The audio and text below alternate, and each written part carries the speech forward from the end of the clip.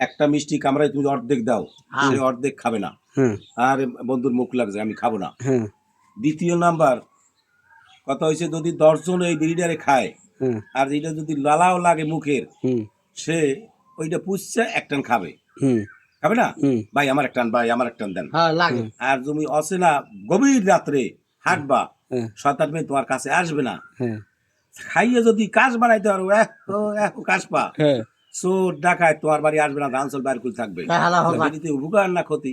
উপকার আছে। আর কি আছে কোন? আর কি আছে? এটা মানুষের হারাম, কিসের হারাম? হয়তো নেশা করে, এইটা। আর কি উপকার আছে? একটাই না আরো আছে? কে 3টে উপকার না, এর বড় উপকার আছে।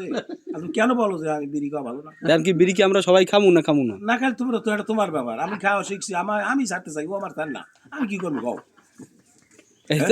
বাবের কি করবো? বাবের উদ্দেশ্যে আমি ছাড়তে চাই, ও আমার ছাড়ে না, কি করি?